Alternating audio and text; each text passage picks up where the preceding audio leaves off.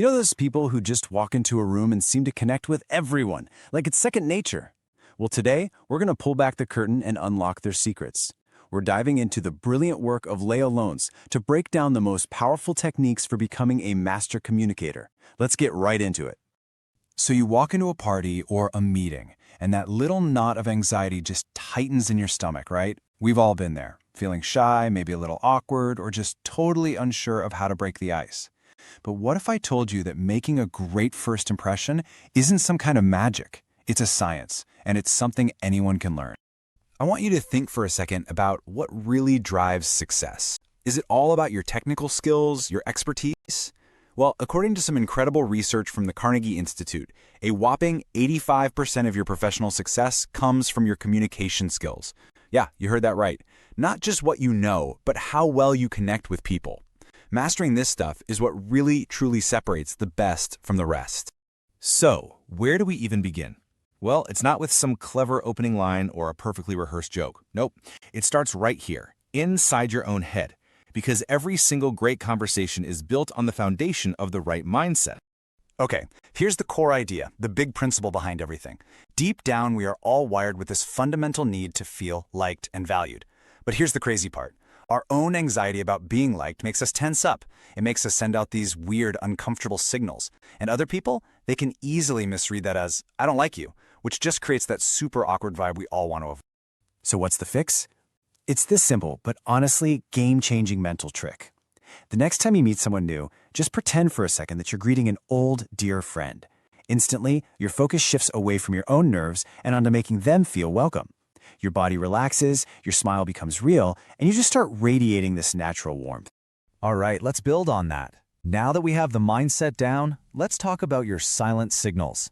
Because long before you even say hello, your body has already started the conversation. And trust me, it's speaking volumes.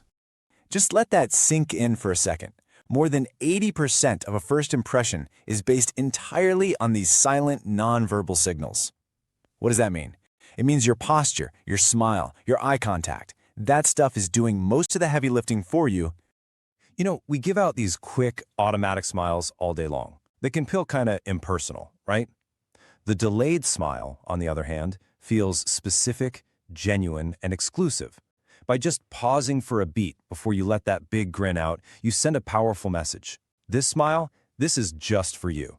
It makes the other person feel incredibly seen and special. Think of your posture as your personal billboard. What are you broadcasting to the world? Insecurity or confidence? Slouching and hiding your body just kind of screams, stay away. But when you stand tall with an open and proud posture, you project success. You're non-verbally saying, hey, I'm here, I'm open, and I'm happy to connect.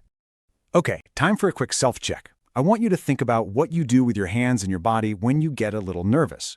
Are those little subconscious movements making you seem tense, suspicious, or maybe even defensive?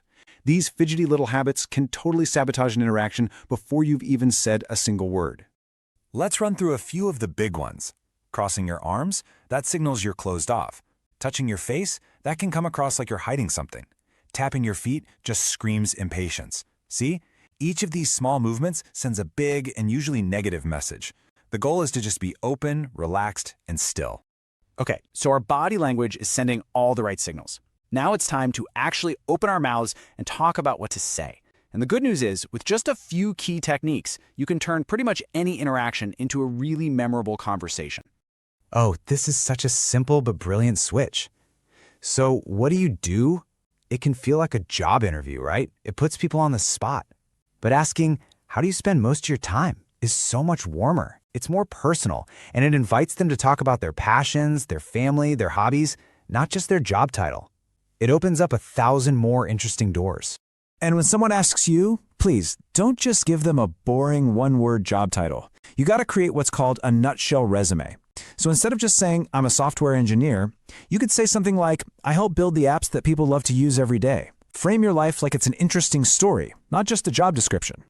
Look, small talk isn't a waste of time. It's the bridge that gets you to a deeper connection. So rule number 1, never ever give a one-word answer. Always add a little story or a fun fact. And here's a fantastic little trick. When someone pauses, just repeat their last 2 or 3 words back to them as a question. It gently prompts them to keep going, and they will think you are the most brilliant conversationalist they've ever met. All right, this is where we level up. This is where we go from just talking to truly connecting. Let's dive into some of the more advanced techniques for building genuine rapport and making people feel like you're instantly on the same wavelength. The big secret to rapport is actually super simple. We are all naturally drawn to people who are like us. And you can create that feeling almost instantly by subtly mirroring their posture, picking up on the unique words or phrases they use, and framing things with inclusive language like we and us to build this immediate sense of a shared experience. This one is so important.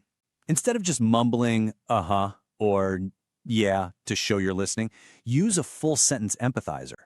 Words like, I see what you mean, or that was the right thing to do, are so powerful.